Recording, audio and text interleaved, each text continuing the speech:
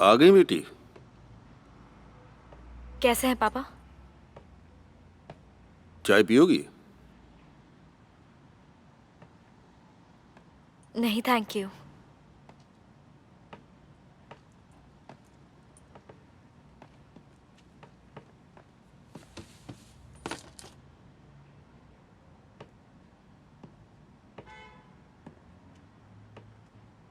आओ बैठो।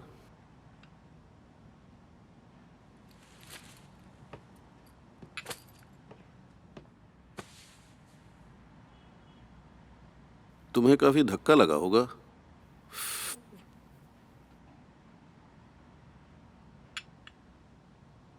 तुम्हारे सारे प्लान्स चकनाचूर हो गए।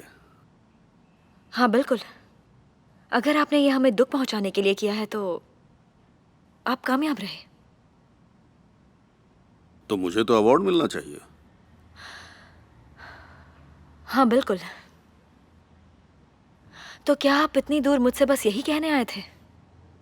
नहीं, मैं तो यहां तुम्हें घर ले जाने आया हूं।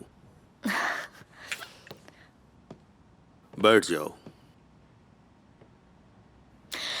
इस मोमेंट तक मुझे नहीं पता था मुझे क्या करना है, पर अब पता है। मैं उस घर में फिर कभी वापस नहीं जाऊंगी।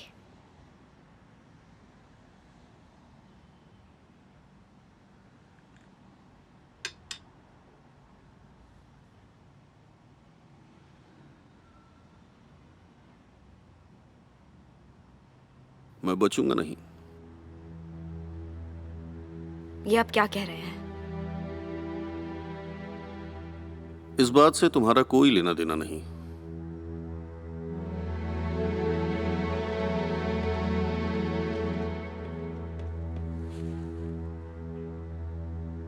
क्या बात है पापा? आपकी तबीयत ठीक है ना? बताइए। कुछ खास नहीं, जाना तो हम सबको है एक दिन। मुझे बताइए आपको क्या हुआ है?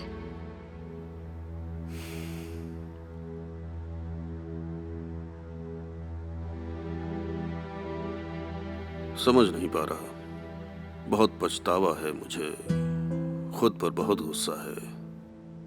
खुद को कभी माफ नहीं कर सकता मैं। पापा। बिल्कुल अकेला पड़ गया हूँ। हर तरफ दुश्मन ताक लगाए बैठे हैं। उनको बस मेरी एक गलती का इंतजार है।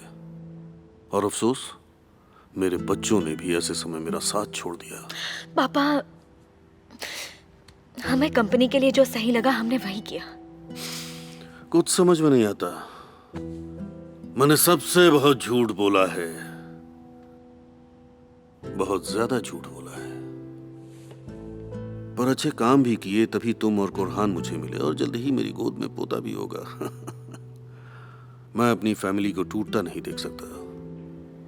तुम लोग अदालत को जैसा समझते हो वैसी वो बिल्कुल नहीं है। इतने दिनों अदालत ने मेरा हर तरह से बहुत ख्याल रखा।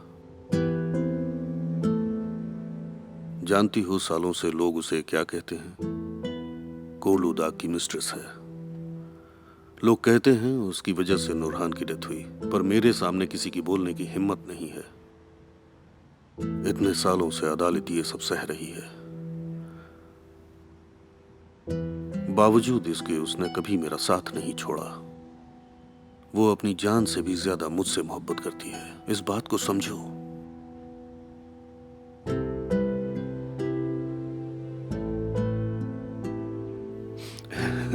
थोड़ा इमोशनल हो गया। उम्र हो चली है ना। मैं तुम्हें कुछ दिखाना चाहता हूं बेटा। ये देखो, ये है मेरा मैरिज कॉन्ट्रैक्ट। इसे अदालत ने बनवाया था। कसम खाकर कहता हूं कि इस बार मैं झूठ नहीं बोल रहा।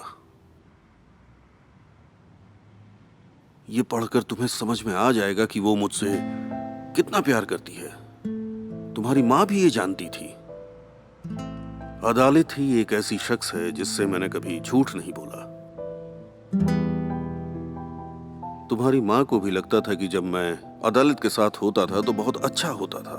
मैं और अदालत एक दूसरे को अच्छी तरह समझते हैं। हमें बचपन से प्यार नहीं मिला, इसलिए प्यार की कीमत अच्छी तरह जानते हैं।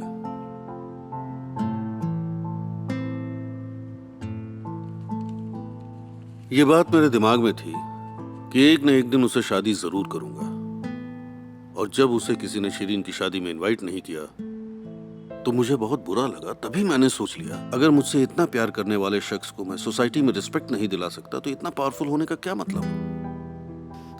आई विश ये सब आप हमें पहले बता देते। हाँ, मैं बताने वाला था, तुम लोगों को बताने वाला था, पर हालात ही कुछ ऐसे हो गए कि मुझे ये फैसला बिल्कुल अचानक लेना पड़ा, क्योंकि बोर्ड ऑफ डायरेक्टर्स की मीटिंग में मेरे ही बच्चों ने दूसरों के सामने मेरी इज्जत उछाल दी। मुझे लगा कि जब इन बच्चों से तुम इतना प्यार करते हो ताहसीन, उन्होंने तुम्हारी परवाह नहीं की। तभी मैंने सोच लिया कि अब अदालत से शादी करके रहूंगा।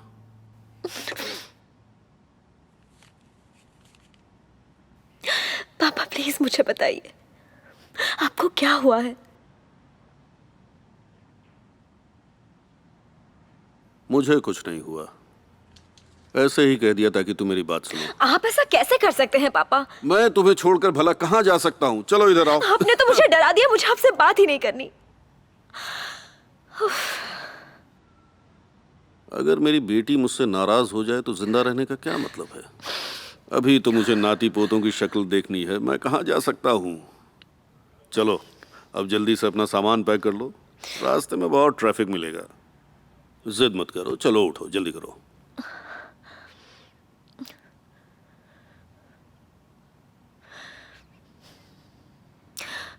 बस एक कंडीशन पर।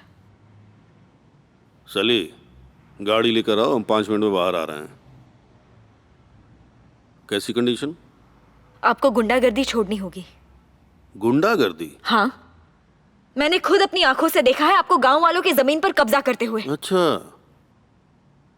तो प्रॉब्लम ये थी। मैं समझा प्रॉब्लम अदालत है।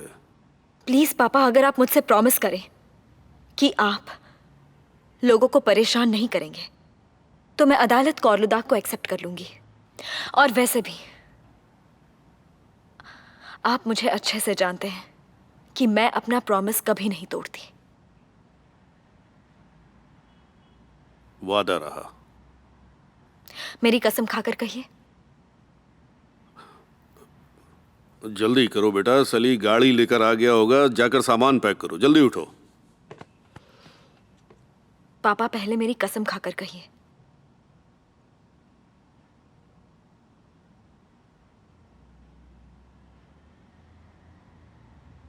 तुम्हारी कसम सुहान।